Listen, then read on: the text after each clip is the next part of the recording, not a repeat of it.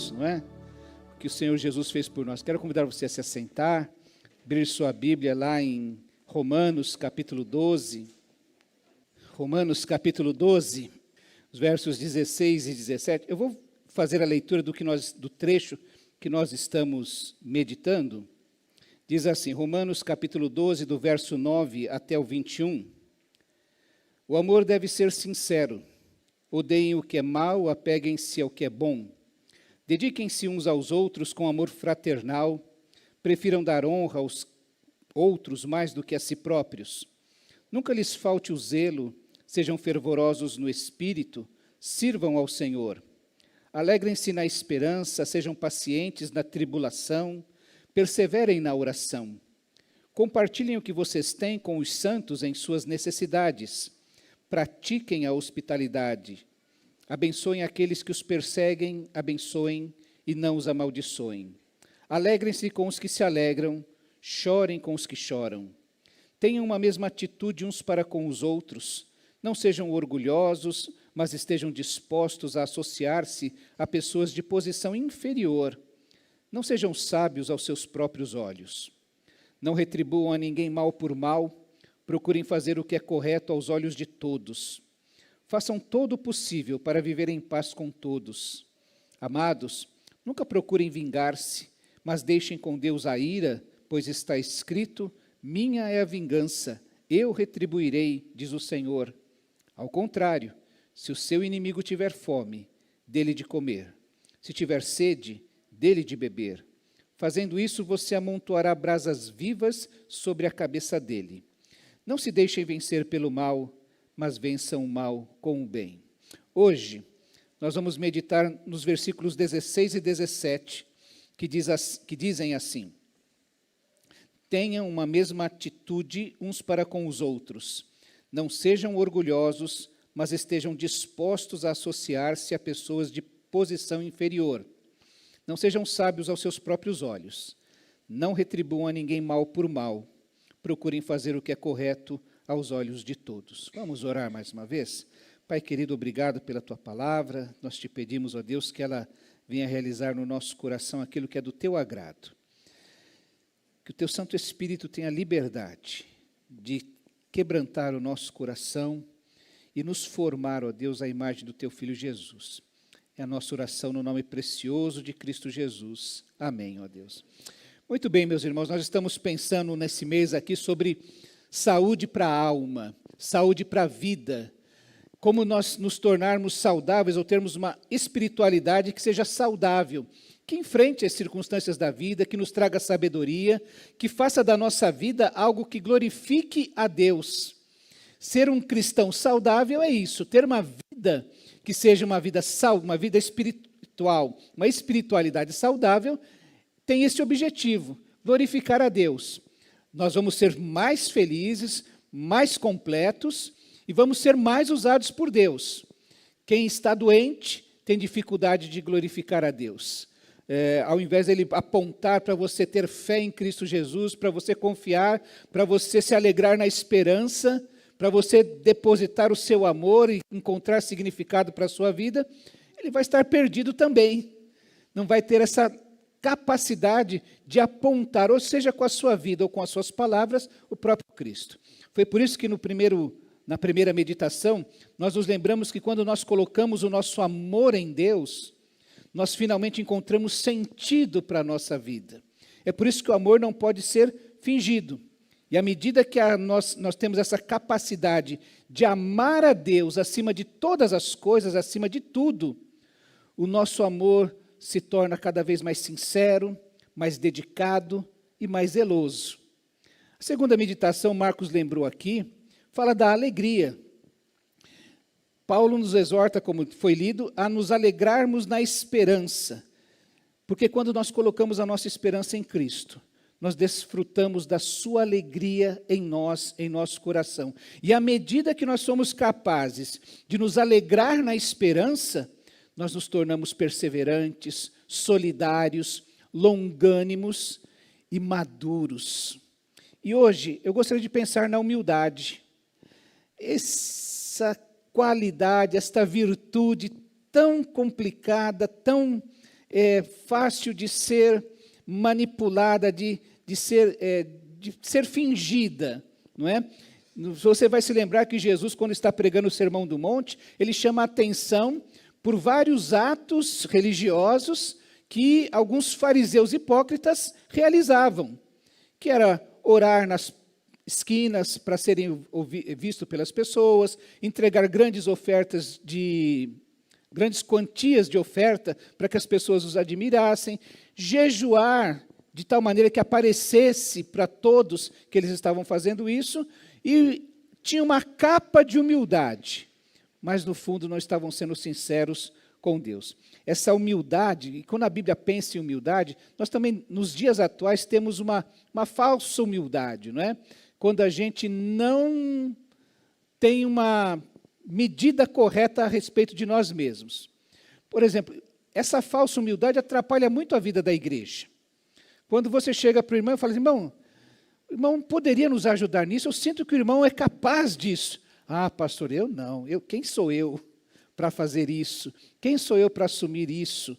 Eu não sou capaz de fazer isso. Isso é uma falsa humildade, porque você está fugindo da responsabilidade e parecendo que é humilde. Eu sou o menor dos menores da igreja, eu sou tão novo na igreja, eu não sou capaz de falar, e nós nos envolvemos ou nos vestimos dessa humildade que não é a humildade verdadeira. Porque a humildade que a Bíblia fala, ela fala sobre essa capacidade de pensar a respeito de si de modo equilibrado. Nem tendo consciência dos nossos defeitos, dos nossos vícios, chamaríamos dessa maneira, e também das nossas virtudes. E quando eu reconheço uma virtude, eu não devo me ensoberbecer, senão eu deixo de ser humilde. E quando eu reconheço também uma fraqueza, eu não devo me desvalorizar por causa dela. Eu preciso ter um olhar equilibrado a respeito de mim. Eu sei das minhas virtudes, eu sei dos meus defeitos. Eu não fico orgulhoso porque Deus me concedeu talentos, dons, eu tenho virtudes. Também não vou entrar em depressão profunda porque eu tenho vícios, eu tenho defeitos que acompanham a minha vida, que parece que vieram no DNA da minha vida. Mas quando nós buscamos sentir e agir como Cristo, nós vamos encontrar o verdadeiro equilíbrio para a vida. Vamos ter humildade, a medida correta, à medida que aprendemos a sentir e a agir como Cristo, nós encontramos contentamento. É o humilde que encontra contentamento para a vida. E é quando a gente consegue enxergar a vida, sentir e agir como Cristo, que nós finalmente encontramos esse sentimento na nossa vida. E assim encontramos esse contentamento, a unidade e o próprio equilíbrio. Sempre que a gente pensa sobre humildade, e seria assim uma pretensão, uma falta de humildade, a gente chegar e falar assim, olha para mim, eu tenho orgulho da minha humildade, não é? Então presta atenção em mim. E isso é um problema também, é um outro problema na vida da igreja, que a gente fica olhando para os outros. E a gente, quando olha para o outro, sempre vai encontrar defeitos, sempre vai encontrar muitas dificuldades na vida dele. E a gente é tão pouco humilde, que quando a gente olha para a vida do outro, a gente descobre assim, ele é pior que eu. Não é? Eu sou um pouquinho melhor que ele. Não é? É sempre assim. Por isso que o nosso modelo sempre é o nosso Senhor Jesus. Ele é o nosso mestre. E todo mundo na vida da igreja é chamado para olhar para Jesus e seguir o exemplo dele. Quando a gente pensa sobre humildade, a gente precisa lembrar de Jesus sabendo qual era o seu papel. Por exemplo, ele é questionado pelos seus discípulos, um pouco antes de subir aos céus, será nesse tempo que o Senhor vai restaurar a Israel o reino? Que o Senhor vai restaurar politicamente o reino a Israel? E Jesus responde, não compete a vocês saber os tempos ou as épocas que o Pai estabeleceu pela sua própria autoridade. Quem vai decidir esse tempo é o Pai. E eu não vou atropelar a autoridade dele, não vou ficar dando spoiler para vocês, é o que Jesus está falando para os seus discípulos. Eu vou respeitar que isso é uma prerrogativa do Pai. Eu não vou me envolver com isso. Nesse momento, eu sou o filho e o filho obediente. Quando ele fala aos seus discípulos, ele diz assim: eu afirmo a vocês isto. Ele está falando sobre por que ele se submete à autoridade do Pai, lá no Evangelho de João, no capítulo 5. Eu afirmo a vocês que isto é verdade. O filho não pode fazer nada por sua própria conta, pois ele só faz o que vê o Pai fazer. Tudo que o Pai faz, o filho também faz, pois o Pai ama o filho e lhe mostra tudo o que está fazendo. Jesus tinha humildade porque ele tinha a exata compreensão de quem ele era. Ele vai afirmar para os fariseus, por exemplo, vai comprar aquela briga tremenda com os fariseus, ao afirmar: eu e o Pai somos um. Mas naquele momento, naquele ministério terreno de Jesus, ele tinha plena consciência de que precisava se submeter aos desígnios do Pai, às orientações do Santo Espírito. É o Espírito que conduz Jesus ao deserto, para jejuar, orar e ser tentado. Jesus se submete. E ele é humilde exatamente por causa disso. Ele sabe que é Deus, mas ele se submete à orientação do Pai, respeita a orientação do Espírito, respeita as prerrogativas de cada um. Esse é o nosso modelo.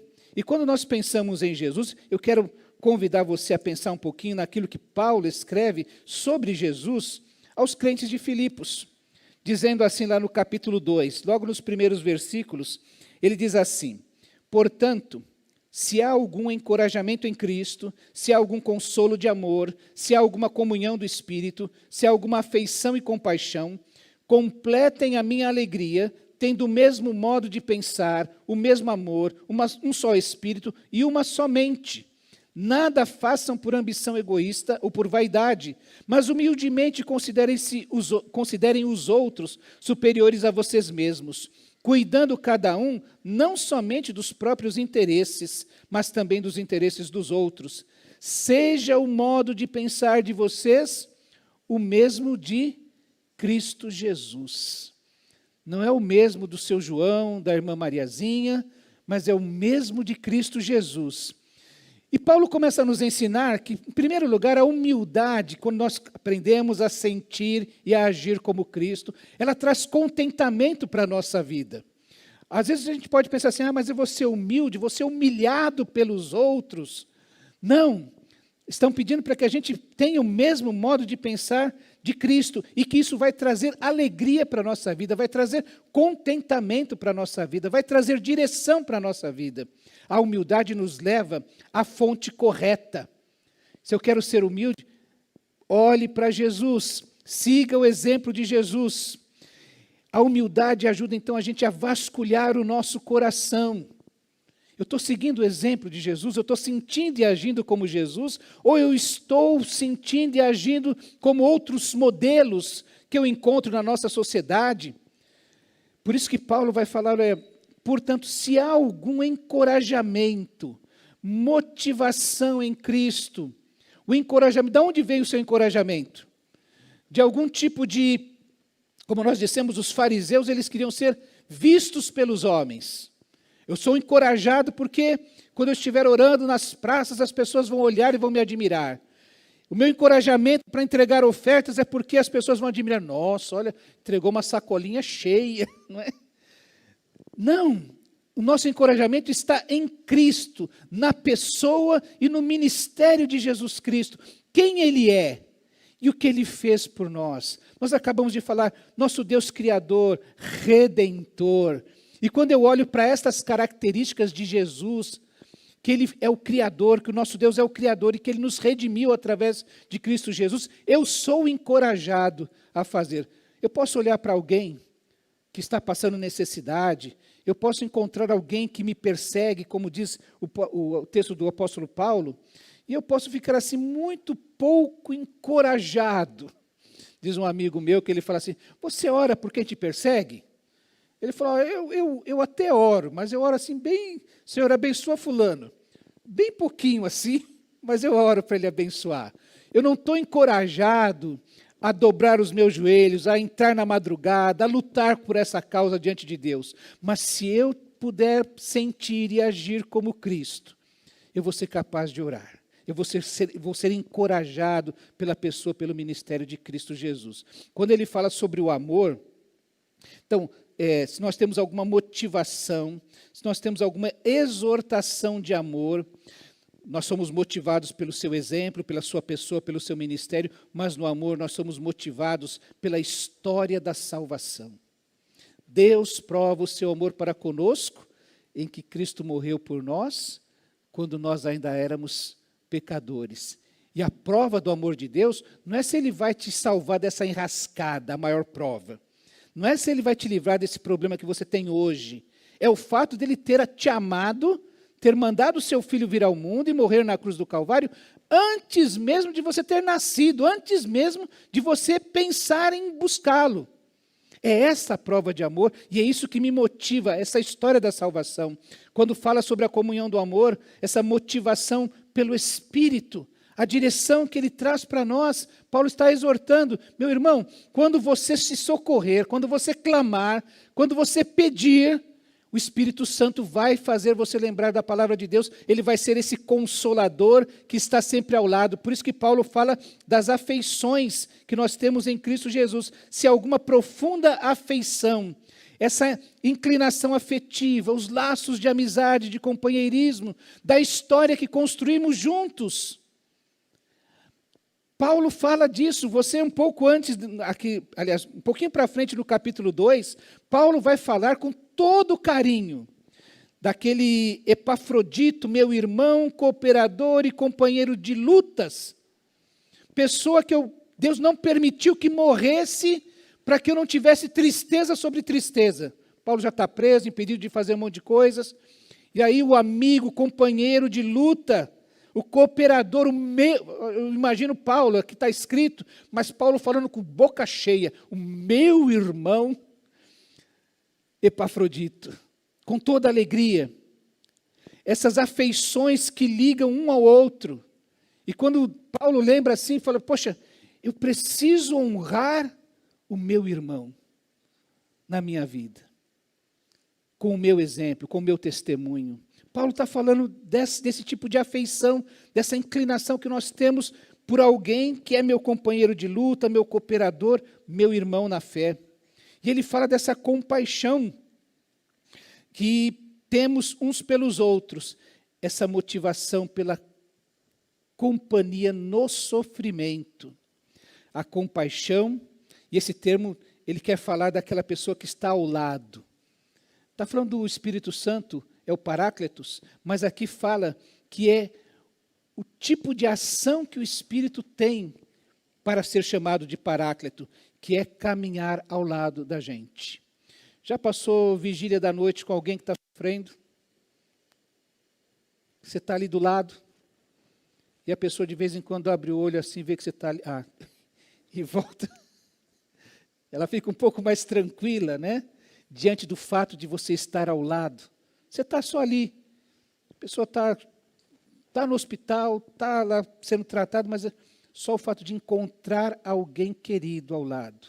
Paulo está falando de todas estas coisas que vão fazer com que a gente tenha contentamento na vida. A gente precisa então, a humildade vai nos fazer vasculhar o coração para descobrir exatamente estas questões. De onde vem o meu encorajamento? O que é que me motiva a amar? O que me faz dar direção para a minha vida? E quando a gente não tem essa capacidade, a gente sai batendo cabeça na vida, insatisfeito com todas as coisas. Hoje, as sociedades mais competitivas do mundo são as sociedades que mais geram pessoas deprimidas e índices de suicídio.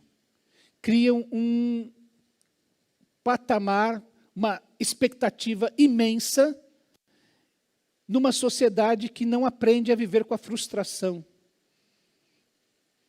Você tem que entrar na melhor faculdade, você tem que estudar em Harvard, menos que isso não funciona.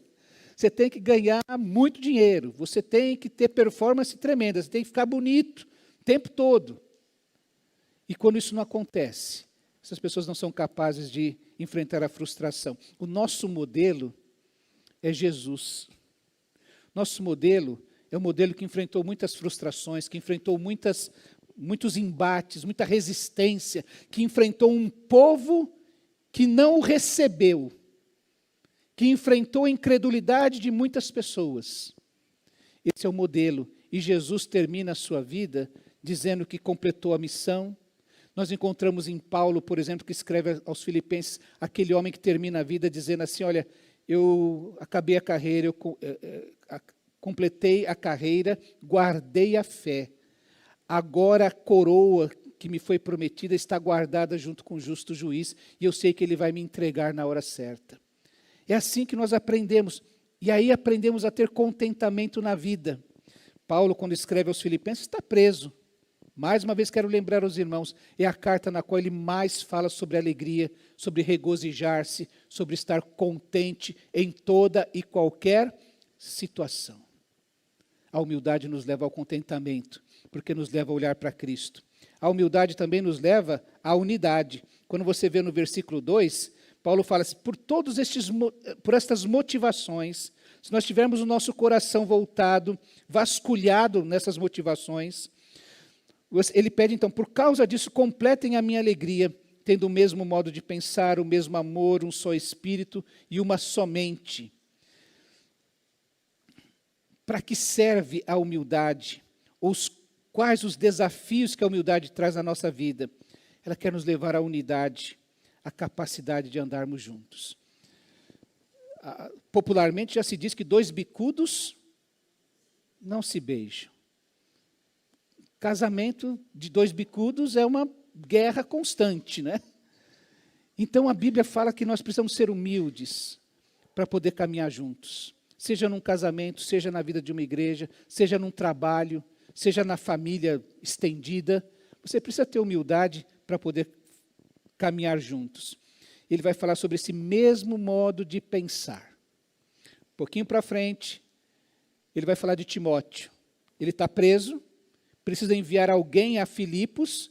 Ele envia quem? Timóteo. E de Timóteo, ele diz assim, não tenho ninguém como ele que tenha interesse sincero pelo bem-estar de vocês. Em outras versões diz assim, que eu não tenho ninguém de igual pensamento. Ninguém que pense no interesse de vocês como eu, Paulo, penso. Como eu, Paulo, fui aí para Filipos para pregar o evangelho, como eu, Paulo, agora preso, estou interessado, estou escrevendo para cuidar de vocês. Então, estou mandando Timóteo, que tem o mesmo modo de pensar. Eles caminhavam em unidade. Paulo podia enviar Timóteo dizendo assim, olha, recebam Timóteo ou Epafrodito, como se estivessem recebendo a mim mesmo. O mesmo amor, isso significa que eles têm Cristo acima de tudo. Quando a gente fala tudo entregarei, ou quando nós estamos pensando nesse mesmo amor, o mesmo amor que coloca Cristo acima de tudo. Paulo tinha alguns desafetos lá em Filipos. Isso não impede de cuidar daquela igreja. Tinham aqueles que pregavam o evangelho para causar mais sofrimento em Paulo. E Paulo não tinha por que deixar de amar, porque ele colocava Cristo acima de tudo. E por isso ele mandava Timóteo para lá. Um só Espírito. Cristo como exemplo de servir, é o que ele vai falar no capítulo 2. E uma só mente. Cristo como dono do nosso coração, da nossa mente. Uma submissão completa a Cristo. É assim que Paulo fala enfrentar os problemas que existiam, por exemplo, em Filipos. Os problemas doutrinários que ele fala no capítulo 3. Gente que estava pregando, e ele vai chamar pessoas que ele usa, são verdadeiros cães os que pregam o evangelho diferente. E Paulo enfrenta e manda gente que tem o mesmo modo de pensar, o mesmo amor, um só espírito e uma só mente, para tratar disso. Ou para tratar dos problemas relacionais que havia ali entre Evódia e Sintique, 2 mulheres cooperadoras, trabalhadoras, mas que estavam tendo problemas. Como é que você vai tratar disso? Em unidade. É só a humildade que nos faz ter um mesmo modo de pensar, um mesmo amor, um só espírito e uma só mente. Você vai lembrar que foi esse tipo de humildade, esse tipo de mesmo modo de pensar que levou a igreja primitiva lá em Jerusalém, que antecedeu a igreja de Filipos, a ser descrita como uma multidão que cria e na qual havia uma só mente e um só coração. Só humildade pode nos levar à unidade. Por fim, ele também fala sobre a humildade que nos leva ao equilíbrio. Por isso ele fala no verso 3, 4, nada façam por ambição egoísta ou por vaidade, mas humildemente, considerem os outros superiores a vocês mesmos, cuidando cada um, não somente dos próprios interesses, mas também dos interesses dos outros. Seja o modo de pensar de vocês o mesmo de Cristo Jesus. Ambição egoísta e vaidade. Quem tem esse tipo de ambição ou dessa vaidade, ele exige a preeminência. Ele exige o primeiro lugar. Ele exige o destaque. Ele exige que as pessoas o admirem. Ele exige que seja visto. E Paulo está falando, olha, não pode existir isso entre vocês. Considerar os outros superiores não é aquela falsa humildade que eu digo de você deixar as pessoas pisarem em vocês. Mas é preciso entender que as necessidades do outro devem ter prioridade. Lembra que domingo passado a gente falou, não é para amaldiçoar quem te persegue, é para você orar por ele, para você perceber a doença que há no coração do perseguidor. No caso ali tinha Roma, tinha também aqueles, como no capítulo 1 de Filipenses mostra, aquelas pessoas que queriam pregar o evangelho para causar sofrimento em Paulo. Não é para se vingar dessas pessoas, ore por eles, porque estão com o coração doente, eles precisam se arrepender. E quando a gente é humilde, a gente percebe que é melhor eu orar pelo arrependimento dele, do que tentar me vingar dele.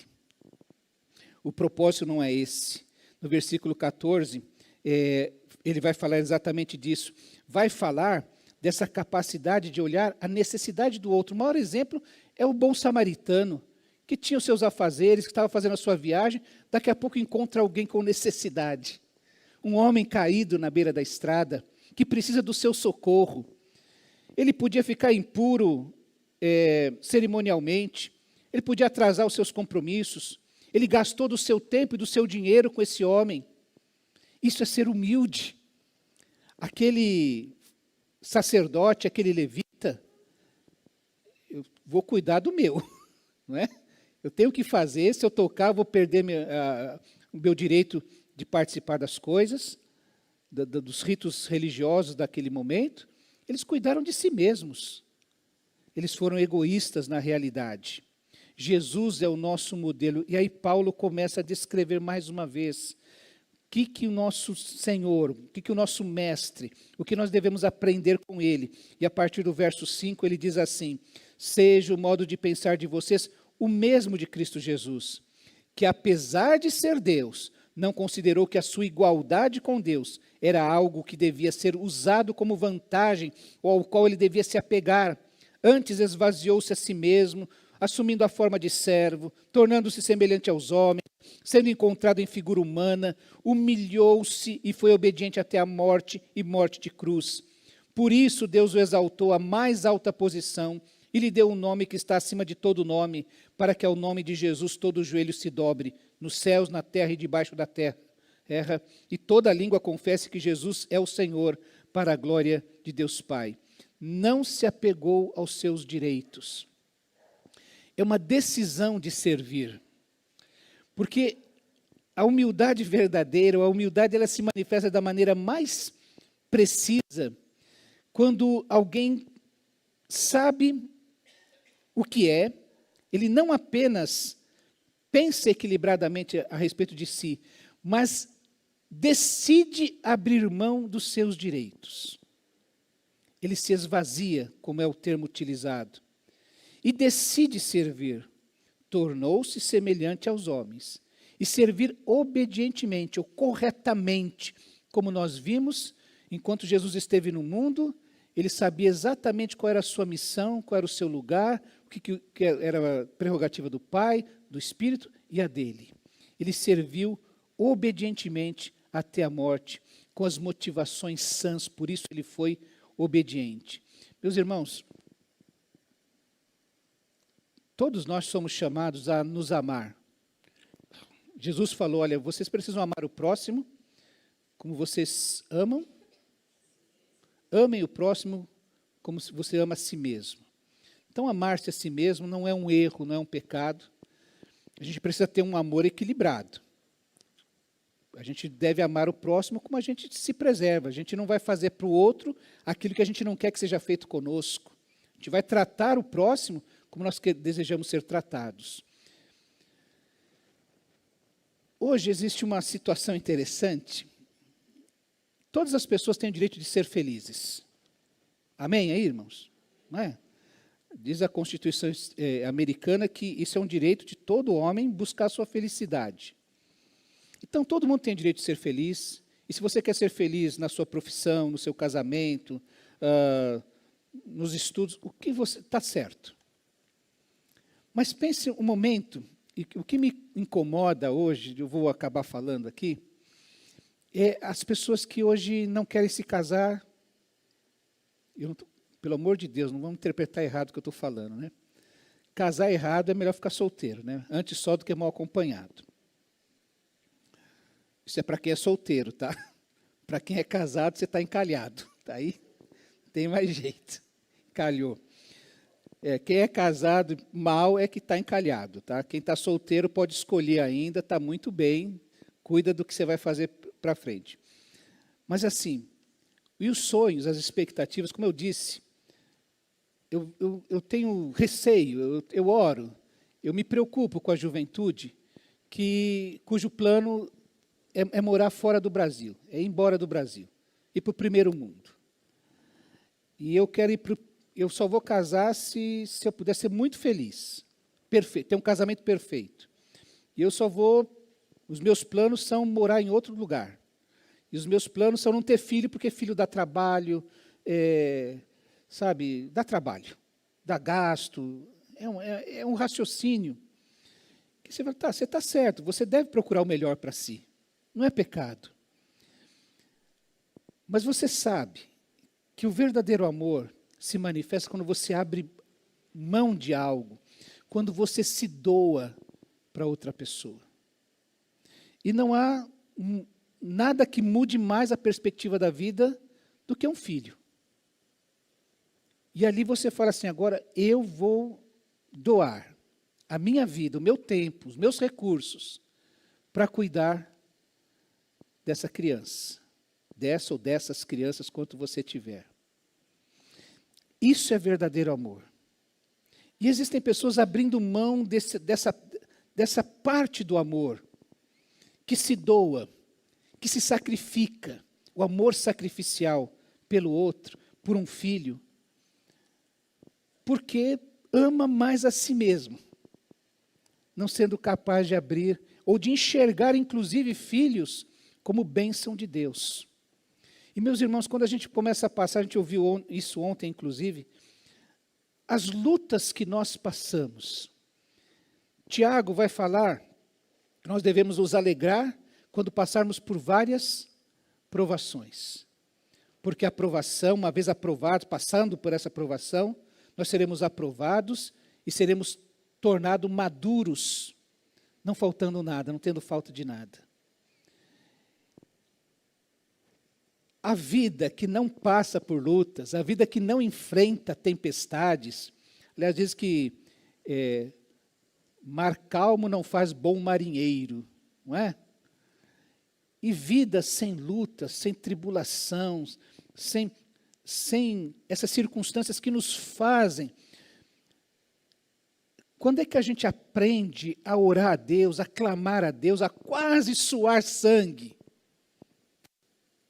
Não é quando a gente está passando no pior perrengue da nossa vida, que a gente vai descobrir que vale a pena dobrar os joelhos, que vale a pena vir de quarta-feira orar com a igreja, que vale a pena arranjar tempo para orar todo o tempo. Quando você pega Paulo, o maior cristão que nós conhecemos, o grande evangelizador, o grande apóstolo, as lutas que esse homem enfrentou para realizar o seu ministério. Então, a humildade verdadeira, ela vai olhar Jesus como seu modelo. um modelo que foi obediente ao Pai até em morte, morte de cruz. Ele aprendeu a sentir, nós precisamos aprender a sentir e a agir como Cristo. E mesmo quando o mundo diz assim, olha, como eu já brinquei aqui, só existe uma coisa melhor que a vida de casado. A de solteiro, né? É o que o mundo fala. Mas a Bíblia diz que o casamento é um projeto de Deus, foi idealizado por Deus. E aí a gente cai nesse engodo, achando que é melhor ficar solteiro, então não vou casar, porque tem um monte de gente casando errado. Então eu não vou ter a bênção de pegar um filho no colo. Não tem experiência mais bela. Talvez as mulheres falem assim, olha, saiu o resultado, eu já sabia, as mulheres já sabem, quando chega o resultado elas já sabem, né? Já senti antes de procurar isso. E eu quero falar de uma experiência masculina, que é pegar o seu filho pela primeira vez nas suas mãos. Quase cabe numa mão só. Aquele negocinho tão pequeno, tão frágil, que a gente tem até medo de pegar. É uma experiência especial, que a gente pode... E aí, entender, e todo esse medo que você passa de pegar o filho, de quebrar aquele negocinho tão pequeno, todo o medo que você tem com como é que vai ser o futuro dessa criança, isso incomoda a mente de qualquer pai. Isso é bênção de Deus. Não é um problema. Terminar o ano e falar assim, ó, tá paga a matrícula do ano que vem, né? Já acertei o uniforme do ano que vem. Isso é bênção de Deus. Essas preocupações que parecem que o mundo diz assim, abra mão disso, vá viver tua vida, vá conhecer o mundo. E você está abrindo mão de uma bênção de Deus. O exemplo de Jesus é que mesmo os sofrimentos foram bênção de Deus. Eu quero voltar só agora, então, lá em Romanos, para a gente fechar.